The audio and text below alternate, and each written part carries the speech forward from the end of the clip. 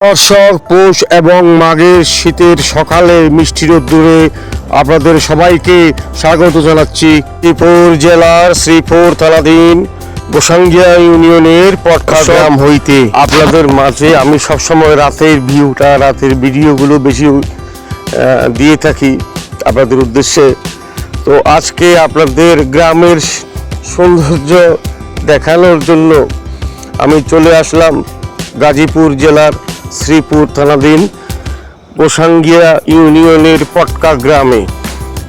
পটকা গ্রামের নাম আসলে শুনতে একটু অন্যরকম লাগে।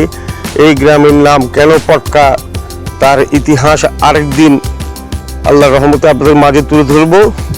তার আগে চলুন আমরা একটু ঘুরে দেখি এই পটকা গ্রামে সকালের প্রকৃতি গড়া নৈসর্গিক সৌন্দর্যগুলো।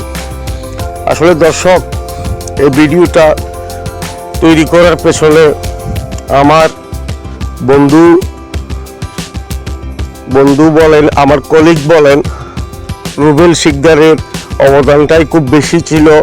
কেননা তিনি আমার গার্মেন্টস জগতের আমার বিজনেসের সাথে অনেকদিন ধরে জড়িত আছেন। তিনার সাথে আমার একটা অন্তরঙ্গ সম্পর্ক। তো তিনার দাওয়াতেই আজ ভোর 5টায় আমি তিনার গাড়িতে করে তিনি আমাকে গাজীপুরে নিয়ে আসলেন। তো আজকে দুপুরের খাবারের আয়োজন করেছেন আমার জন্য তিনার বাড়িতে। তো দুপুরের ভুরি ভোজনটা দর্শক আমরা ওখানেই করব। তার আগে এই ভিডিও তৈরি করার পেছনের কারণটা একটু আপনাদের মাঝে আমি একটু তুলে ধরতে চাই। আসলে আমি যেখান থেকে ভিডিওটা স্টার্ট করছি বা ভিডিওটা রানিং চলতেছে, আপনারা দেখতে পাচ্ছেন এখানে 600% জমি বা 18 বিঘা জমি, বাঁশবাগান এবং লাল জমি, আম বাগান, কাঁঠাল বাগান সহ এই জমিটা বিক্রি করা হবে। তো যিনি জমি বিক্রি করবেন তিনি আমার বন্ধু রুবেল শিকদারের আপন মামা। দেখছেন ভিডিওতে আপনারা কি সুন্দর আম বাগানের দৃশ্যগুলো, মাঝে কয়েকটা খেজুর গাছও দেখা যাচ্ছে। আমরা যে রাস্তা দিয়ে আসছি এটা বাইপাস রোড হইতে জমির ভিতরে প্রবেশ করার রাস্তা। আমরা এখন জমির মাঝখান দিয়ে রাস্তার উভয় পাশ দিয়ে হাঁটতেছি।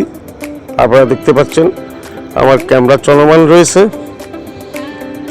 তো এখন জমির মাঝ বরাবর এই রাস্তাটা আছে, সিটের মধ্যে এই রাস্তাটা আছে। জমির পরিমাণ হচ্ছে যে, আমি আবারও বলে দিচ্ছি, 18 বিঘা আর 600%, মানে শতাংশ হিসাব করলে 600 হয় আর বিঘা হিসাব করলে 18 বিঘা হয়। তো এই পরিবেশটা আমার কাছে অত্যন্ত ভালো লেগেছে। অত্যন্ত একটা ভালো পরিবেশ, লোকেশনটাও ভালো।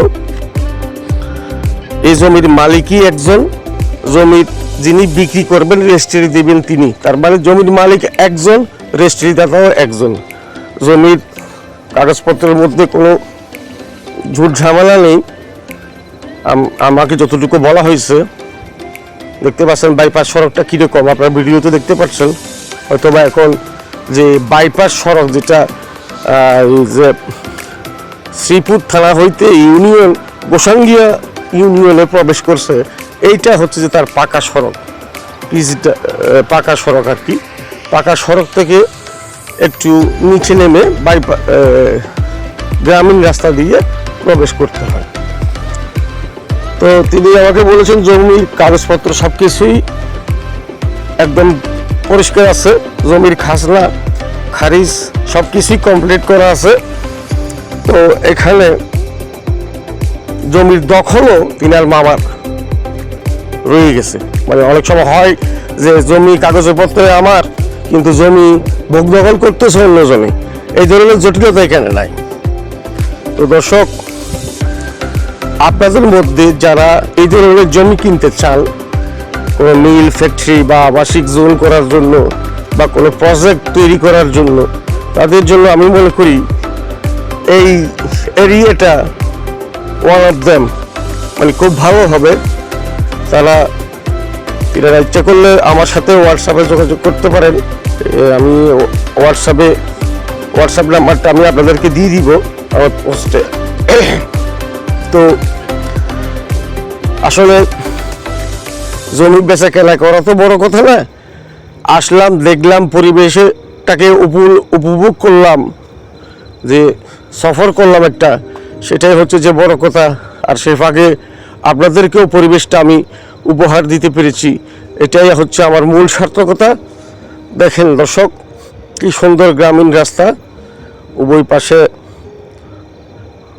বিস্তীর্ণ প্রশস্ত এলাকা, সবুজ প্রকৃতিতে ঘেরা। আমি জানি না কার কীরকম লাগতেছে, কিন্তু এই পরিবেশে আমার খুব ভালো লাগতেছে, আমি খুবই এনজয় ফিল করতেছি। তো আসলে সৌন্দর্য বিধাতার সৃষ্টি, সৌন্দর্য আসলে সেখানে কোনো প্রয়োজন হয় না, নতুন করে কোনো কিছু অতিরিক্ত যোগ করার প্রয়োজন হয় না। বিধাতা যেভাবে সৃষ্টি করেছেন তেভাবেই সৃষ্টির সৌন্দর্যের বহিঃপ্রকাশ ঘটায় প্রকৃতি। তো দর্শক, আপনারা সবাই দেখতে পাচ্ছেন, হ্যাঁ, এটা হচ্ছে যে মেন গাজীপুর শ্রীপুরের মেন সড়ক। এই সড়ক হইতে কিছুটা উত্তরে গেলে দেখা মিলে এই স্থানটির। তো উত্তরে যেতে গেলে এই সড়ক হইতে আপনাকে আমাকে গ্রামীণ রাস্তা দিয়ে যেতে হবে। এই যে বাঁশঝাড়ের ছবিগুলো দেখতে পাচ্ছেন আপনারা, তারপরে এখানে যে ধানের যে ইয়াগুলো আছে, ধানের জমিনে ধান চাষি আসেন, তারা এখান থেকে এই যে আবরণটা দেখতে পাচ্ছেন, এই যে সিমেন্ট দিয়ে তৈরি, এই আবরণে ধান জড়ায়। খুব সুন্দর, খুব ভালো একটা পরিবেশ। আপনাদের মাঝে শীতের সকালের এমন একটা গ্রামীণ পরিবেশ উপহার দিতে পেরে নিজেকে অনেক ধন্য মনে করছি। সবাই ভালো থাকবেন, সুস্থ থাকবেন। আসসালামু আলাইকুম।